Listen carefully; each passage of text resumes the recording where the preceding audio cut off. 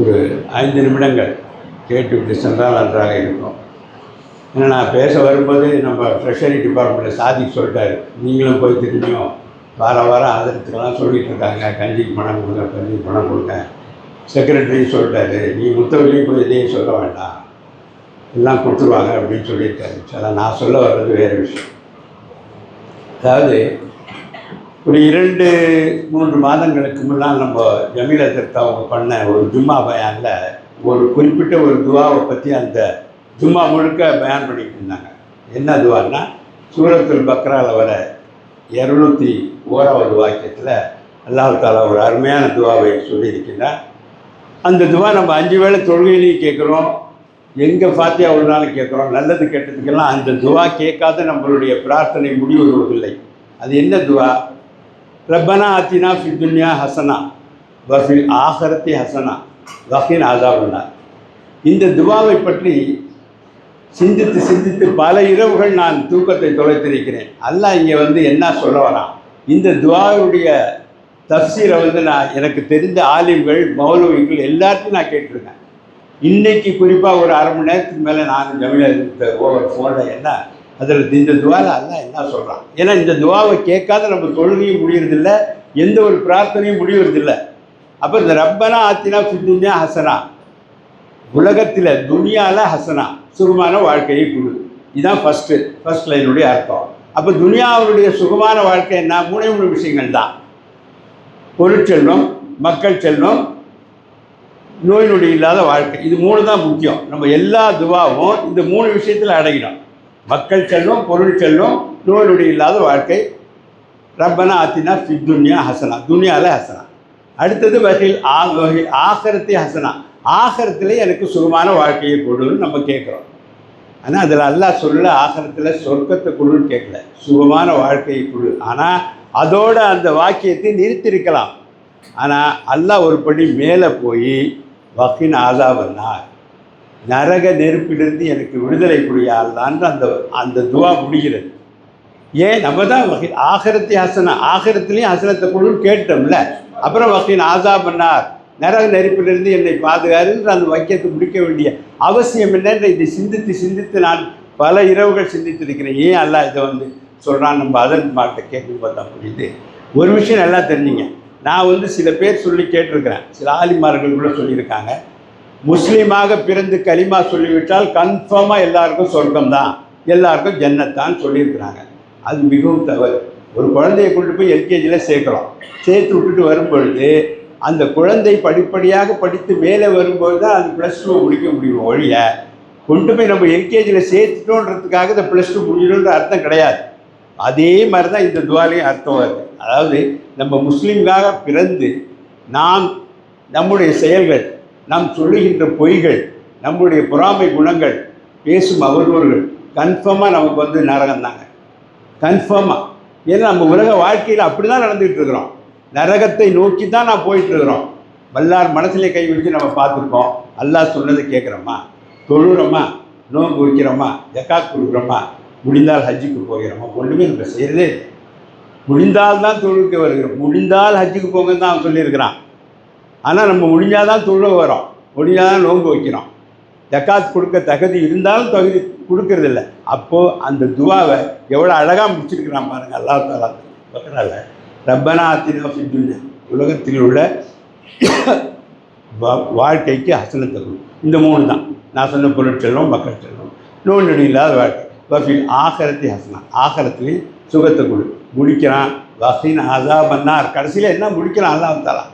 நரக நெருப்பிலிருந்து எனக்கு விடுதலை கொடுன்னு தான் நம்ம அந்த துவாவை முடிக்கிறோம். அந்த ஹசனாவோட நம்ம முடிச்சிடறதில்ல. காரணம், கன்ஃபார்மாக நமக்கு நரகன்றது அவன் சுட்டி காட்டுறான். அந்த நரக நெருப்பிலிருந்து விடுதலை பெறுவதற்காக நாம் என்னென்ன இஸ்லாத்தில் சொல்லியிருக்கிற கடமைகளை எல்லாம் செய்ய வேண்டுமோ அதையெல்லாம் நம் மனசாட்சிக்கு பயந்து மற்றவர்களுக்கு இல்லாமல் செய்தால்தான் நரக நெருப்பிலிருந்து விடுதலை. இன்றைக்கி அருமையான முடித்துக்கொள்கிறேன். இன்றைக்கி பயானில் அருமையாக சொன்னாங்க, நரக நெருப்பிலிருந்து விடுதலைக்கு இந்த ஒரு மாதம்தான். இந்த ஒரு மாதத்தில் நாம் செய்கின்ற அமல்கள், நாம் செய்கின்ற துவாக்கள், நாம் வைக்கின்ற நோன்பு, இந்த ஒரு மாதம்தான். அதுக்காக தான் அல்லாஹ் உங்களுக்கு எவ்வளோ தூரம் கன்செஷன் கொடுத்துட்டு வரான் பாருங்கள். டெய்லி தொழுங்கன்றான். சரி, ஏதோ ஒரு காரணத்தால் நம்ம தொழுகை கூடுறோம், அட்லீஸ்ட் அந்த லைலத்துல் கதர் 27வது கிழமை, 21, 23, 25, 27, 29 அந்த லைலத்துல் கதர் கடைசி 10ன்னு வச்சுப்போம். அதில் தொழுனீங்கன்னா 1000 மாத தொழுகையை விட சிறந்தது அப்படின்னு சொல்கிறான். அப்போயாவது தொழுங்க. இந்த மாதிரி பல கன்செஷன். சரி, ரமலானில் சதகா நிறையா கொடுங்க, ஜக்காத் கொடுங்க. காரணம், நீங்கள் எப்பவும் கொடுத்தாலும் ஒரு பங்கு தான், இந்த மாதத்தில் கொடுத்தா 70 பங்கு. ஸோ அந்த மாதிரி அவன் நமக்கு நிறைய கன்செஷனை கொடுத்து இபாதத் செய்யுங்கன்னு சொல்லி கூட நம்ம கேட்கலன்னா வகையின் ஆதாவுனார் நீ நரகத்திலிருந்து எப்படி நமக்கு விடுதலை கிடைக்கும் என்பதை கூறிக்கொண்டு இந்த தருணத்தில் இவ்வரும் இன்ஷா அல்லாஹ் இன்னைக்கு கூட புறத்தறியலான்னு எனக்கு சென்னையிலேருந்து ஒரு நியூஸ் வந்துச்சு. காரணம், சிங்கப்பூரில் சவுதியிலலாம் டிக்ளேர் பண்ணிட்டாங்க நாளைக்கு தான் நோம்புன்னு சொல்லி. இன்றைக்கி பிறை தெரிவதற்கான சான்ஸ் ரொம்ப ஜாஸ்தியாக இருக்குது. இன்ஷா அல்லாஹ் இன்றைக்கி பிறை தெரிஞ்சால் நம்ம இன்றைக்கி நைட்டு தராபியா எல்லா ஏற்பாடுகளும் நாம் முடிந்தளவு நம்மளுடைய நிர்வாகத்திலிருந்து அனைத்து ஏற்பாடுகளும் நம்மால் முடிந்தவரை செவனே செய்திருக்கிறோம். இஃப்தியாரிக்கும் அண்டு தராபியா தொழுவதற்காக நல்ல